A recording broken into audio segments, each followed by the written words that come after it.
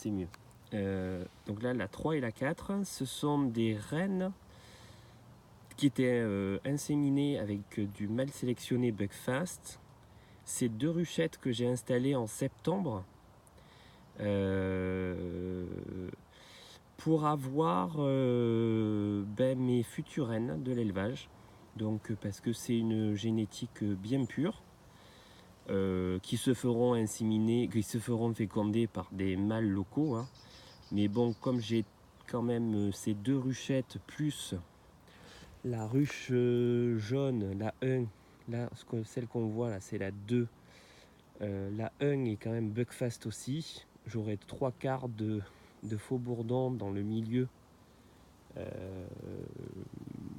dans la campagne.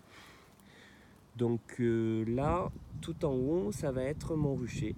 Voilà. Là où je vais installer le maximum de ruches.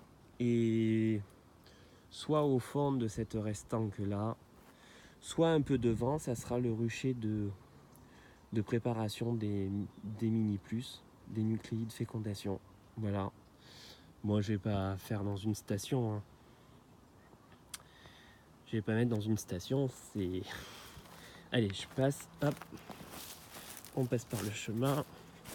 Je vais pas faire dans une station de fécondation parce que pas que ça à foutre. Hein.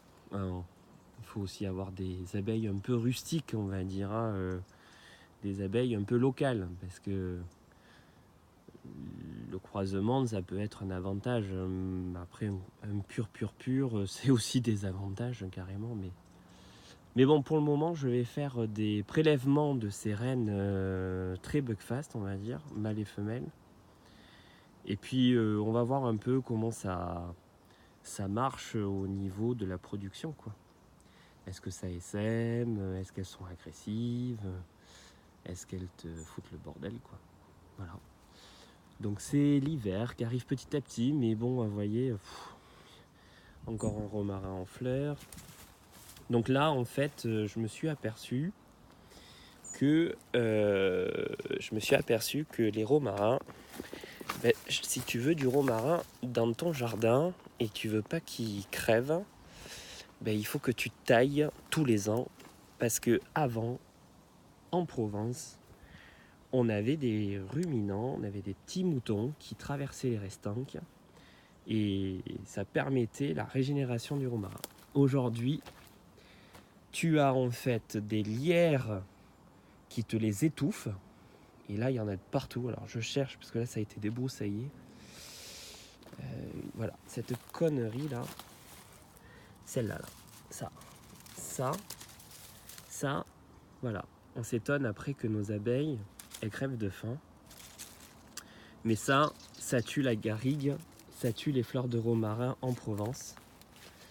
Donc moi, ce que je fais, c'est qu'une fois par an, je convoque les parents, les copains, et puis les 4000 mètres carrés là,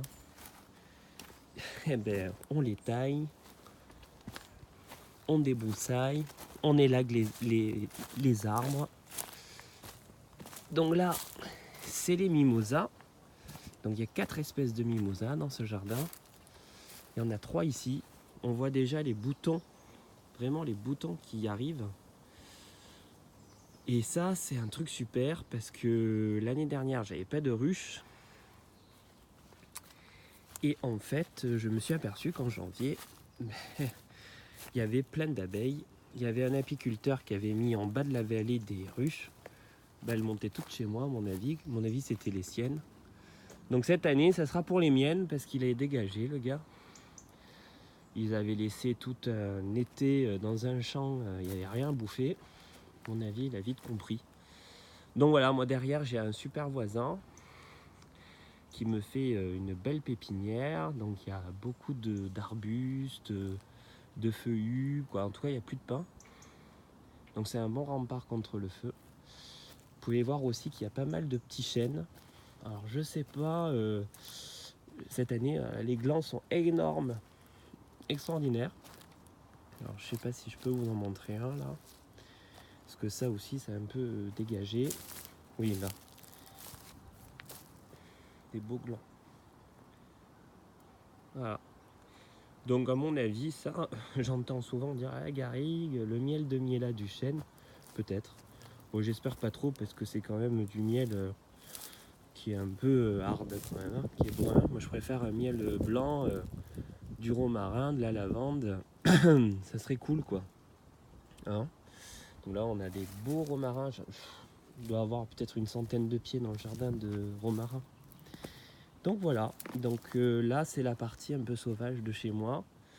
Bon, ici j'aimerais en mettre des ruches, mais bon, après un certain moment, faut s'en occuper. Et puis il y a les voisins, puis en bas c'est là où on vit, donc on peut pas avoir non plus.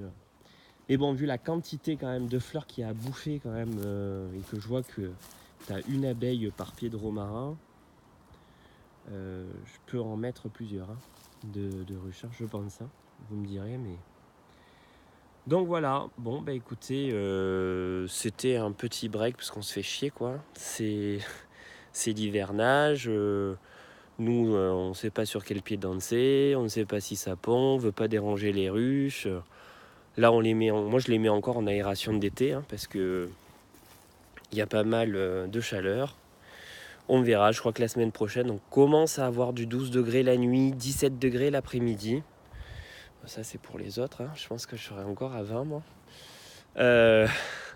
Donc voilà, je pense que l'hiver n'est pas encore arrivé chez moi et qu'elles ont de quoi se nourrir. Donc je remets pas de sirop. Donc moi j'étais content parce que le 20 octobre, mes ruches faisaient... alors c'est des ruches 7 cadres, hein, 8 cadres. Hein, c'est des ruches qui ont été installées qu'au mois de juillet. Hein. Donc la 1 et la 2, là, la jaune et la violette. Là. Donc je les ai mis sur 8 cadres. Elles étaient à 20 kg le 20 octobre. Et puis là, je les ai pesées hier. Elles sont à 24 kg et 24 kg 5. Donc je suis rassuré. Bon, il n'y a que les petites ruchettes qui restent assez stables. Elles sont, j'ai une ruchette à 14 kg et une autre à 10 kg. Donc c'est peut-être, dites-moi si c'est trop juste. C'est des ruchettes 5 cadres. Hein. C'est pas des... Et encore, il y en a une, c'est 3 cadres hein, avec des partitions. Donc ça devrait le faire. On va espérer. Mais bon, maintenant, moi, ce que me pose question, c'est que comme j'ai pas fait le traitement varroa sur la violette, j'ai refait des comptages de plateau, mais j'en ai plus trouvé. Alors, je sais pas. Est-ce que c'est dépendant de l'activité des abeilles quand elles rentrent dans la ruche et que ça fait tomber le varroa? C'est possible. Donc, des comptages le jour où les abeilles ne sortent pas, peut-être qu'on passe à côté de comptages de varroa aussi. Voilà. Mais bon, je vais sans doute faire un acide oxo cet hiver, mais quand il fera très très froid, quoi, parce que moi chez moi c'est pas rendu, quoi. Voilà. Allez, je vous embrasse, je vous dis à très bientôt, en espérant que dès qu'il y a des événements durant l'hiver, eh bien, je vous ferai un petit coucou avec une petite vidéo. Voilà. Allez, c'est la grande installation. C'est mon premier hiver. Donc, si vous avez des commentaires, n'hésitez pas. Mais des commentaires sympas. Hein. Les commentaires relous, vous les gardez, quoi. Voilà, allez, salut, ciao, à plus.